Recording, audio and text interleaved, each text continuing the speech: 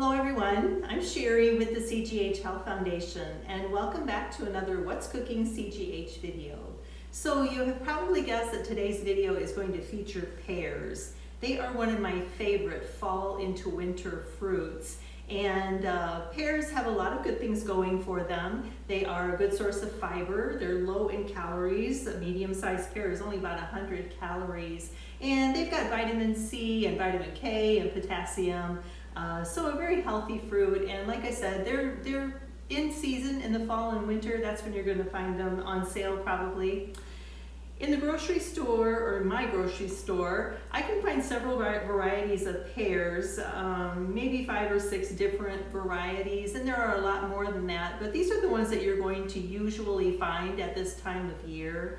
I'm going to start from this side. This is the Bartlett pear, and this one was nice and ripe. It has turned a yellow color, and I love it when it gets that little blush on the side. This is probably the most popular pear, or the one that you're going to find all year round in the grocery store.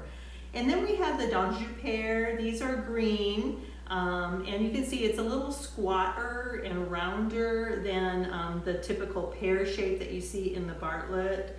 You will also typically find these bosque pears. Now this is a big bosque pear.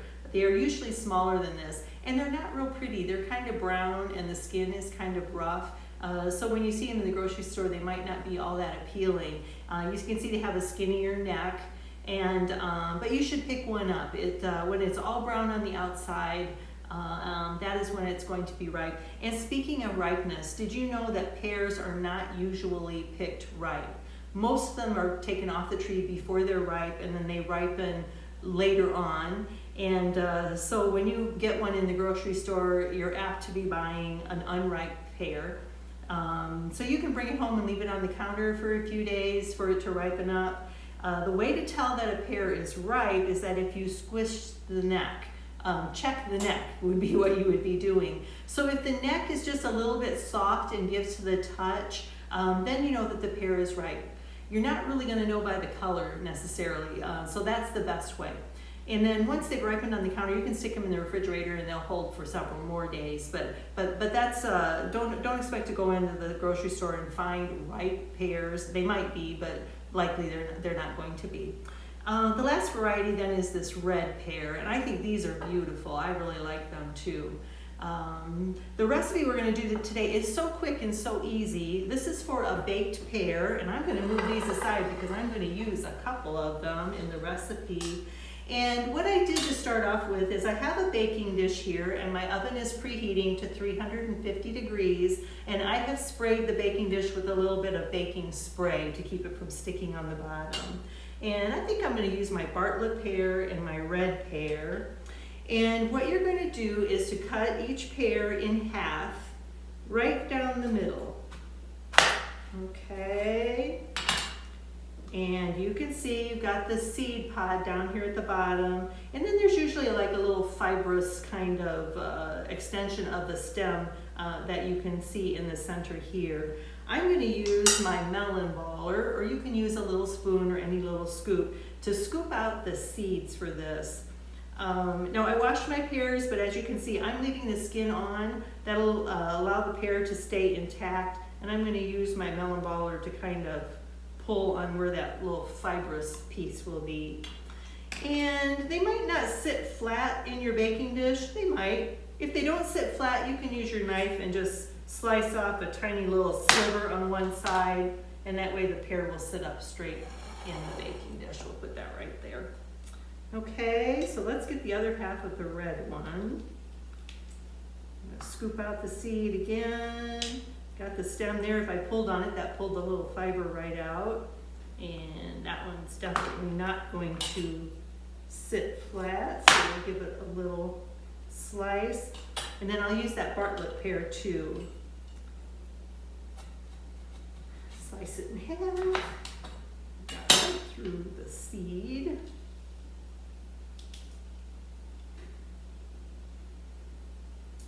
Hold on this down. And this one we're going to give a little slice. There. And one more time with the other half.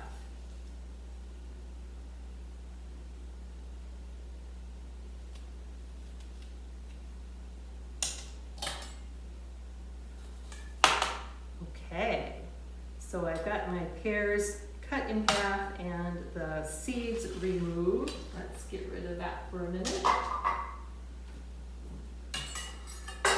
Okay, so I've got them in the baking dish. This is just 2 more ingredients. We're going to take some honey. I think you could use maple syrup too, that would also be really good. But I've only got about a teaspoon of honey for all 4 pears, and I'm going to let it drop off the spoon and just give each of them a little drizzle of that honey. Maybe just a little more.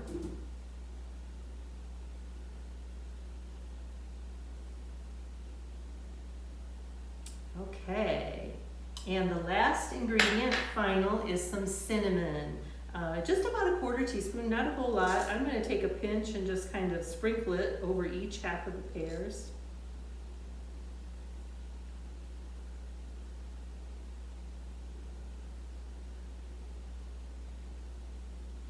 And there you have it, half a pear, some honey, some cinnamon. These are going to go in the oven.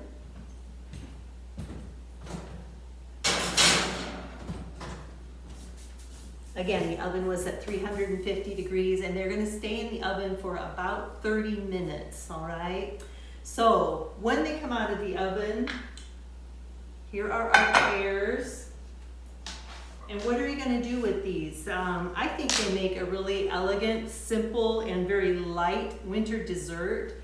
So you could put this on a dessert plate, maybe even drizzle it with a little chocolate syrup, some whipped cream, and a, well, I don't know, cocktail cherry or something like that. That would be really pretty. The other thing that you could do with it is to have it for breakfast. So a half a pear topped with some yogurt and a sprinkle of granola.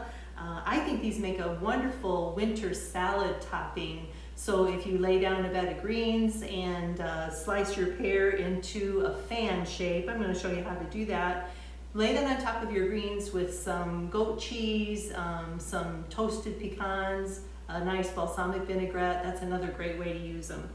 Let's look at the pear, and here's what I would do with it to prepare it for salads or even for that dessert, is that I'm going to slice it into really thin slices. I've got the cut side down. Okay, I'm going to turn it over and then just use my knife to help to fan it out. I missed one of the slices. Well, that's not very pretty, but you get the idea. And that's what you could put on top of your salad or on your dessert plate. Let's give our roasted pears, our baked pears, a taste. They smell delicious, of course, with the cinnamon in the oven.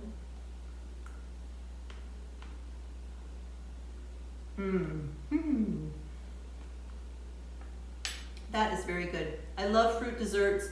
I love warm fruit. And this baked pear dessert is very special. I hope you'll give it a try, and you'll check out some of our other recipes too on whatscookingcgh.com or on the CGH website.